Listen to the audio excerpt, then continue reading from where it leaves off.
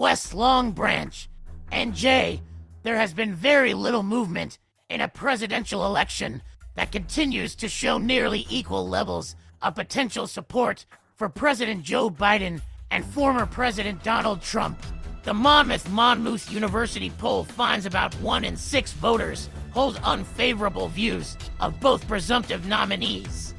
Most of this group remains up for grabs in the general election, as few have a strong inclination to vote for independent candidate Robert F. Kennedy, Jr. In other poll results, most Republicans say immigration and inflation are their top presidential election issues, while abortion is the most determinative voting issue for Democrats. The Israel-Gaza war and climate change are much less important for voters in either party. In a Biden-Trump rematch, just over 4 in 10 registered voters say they will either definitely 32% or probably 11% vote for the Democratic incumbent, and in a separate question, a nearly identical number will definitely 30% or probably 14% support the former Republican president. About half say they will definitely not vote for Biden, 49%, and a similar number, although not the same voters, say they have definitely ruled out Trump, 48%. These results have not moved much since last fall.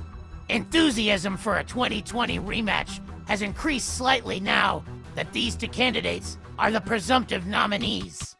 But most voters are not looking forward to November, said Patrick Murray, director of the independent Monmouth University Polling Institute.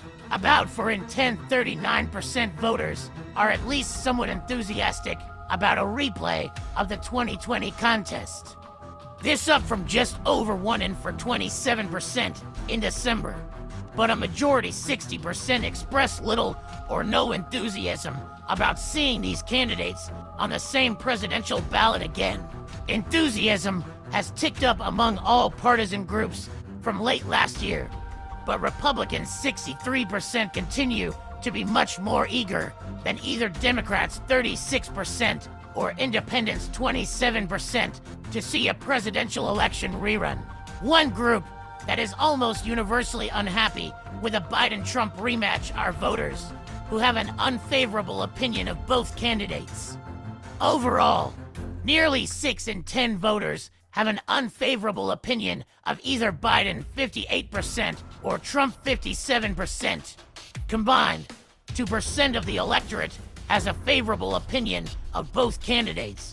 41% has a favorable opinion of Trump only, and 39% has a favorable opinion of Biden only. This leaves 17% who have an unfavorable opinion of both candidates. There are not a lot of demographic differences that distinguish these so-called double haters, but they do tend to be younger. Specifically, 27% of voters under 35 years old fall into the double hater group, compared with just 16% of those 35 to 54 years old and 10% of those aged 55 and older.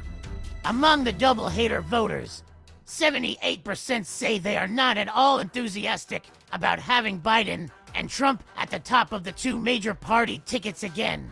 Looking ahead to November, 26% say they are definite or probable Biden voters, and 19% are definite or probable Trump supporters. The majority, 55%, though, say they are unlikely to vote for either candidate. One option for disenchanted voters is Kennedy as the independent candidate, assuming he gets on the ballot in each state.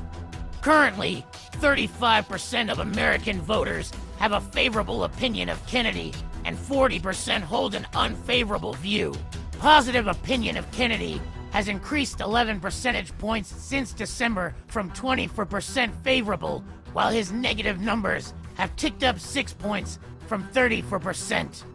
His favorable ratings have gone up by double digits among independents from 26% to 42%, and Republicans from 34% to 45%, but are up only slightly among Democrats from 12% to 17%. Among voters who have unfavorable opinions of both Biden and Trump, 35% have a positive view of Kennedy and 28% have a negative one.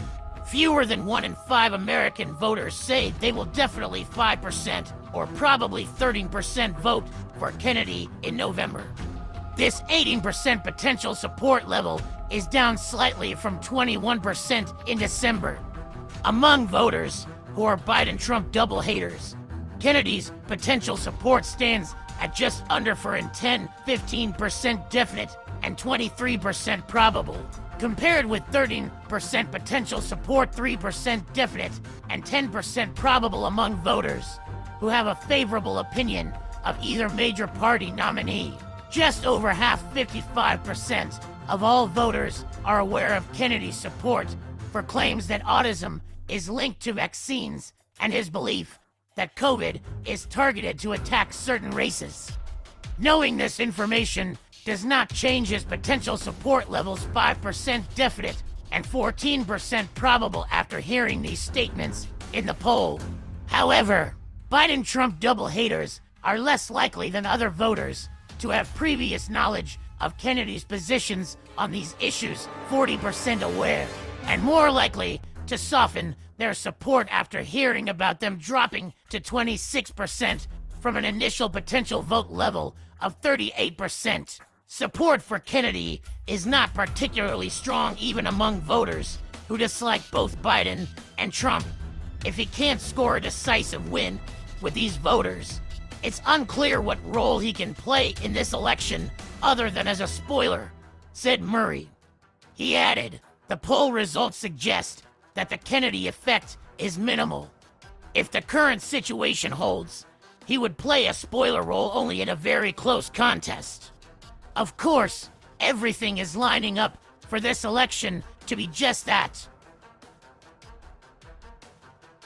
If voters who say they are definite Kennedy voters, but also indicate potential support for one of the two major party candidates, are actually allocated to Kennedy, both Biden and Trump lose only 1 percentage point of their current support levels.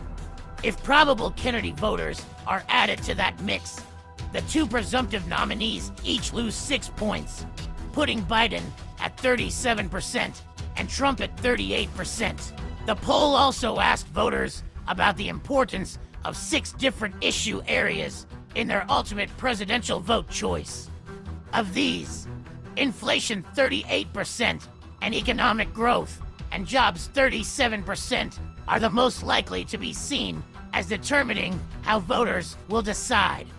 They are followed by immigration 33% and abortion 33%, with the Israel-Gaza war 18% and climate change 15% being less determinative issues. A majority of Republicans identify immigration 56% and inflation 53% as issues that will determine their vote, while abortion 44% emerges as a top vote choice issue for Democrats. Republicans 41% and independents 39% are somewhat more likely than Democrats, 29%, to name economic growth and jobs as an issue that will determine their presidential vote. Independents are also more likely than Democrats to say the same about inflation, 41% versus 20%, respectively, and immigration 34% versus 12%, respectively.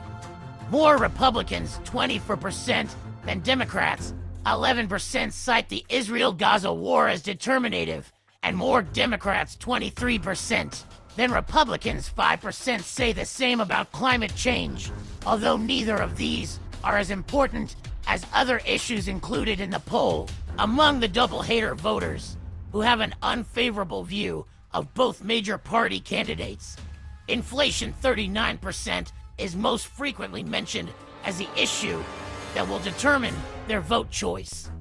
The other 5 issues included in the poll are named as decisive issues by between about 1 in 4 and 1 in 5 of these double-hater voters. When partisan voters name their top issues in this election, it is not about weighing the candidates' positions. It's more about which issues are motivating them to get out to vote. You have to focus on the small group of voters who are up for grabs to see which issue may actually sway voters. In this case, it appears to be inflation, said Murray. The Monmouth University poll was conducted by telephone from April 18th to 22nd, 2024, with 808 adults in the United States. The question results in this release are based on 746 registered voters and have a margin of error plus for 0.3 percentage points. The poll was conducted by the Monmouth University Polling Institute in West Long Branch. NJ. Questions and results. Asterisk some columns may not add to 100% due to rounding. Q1 to 16 previously released. Questions 17 and 18 were rotated.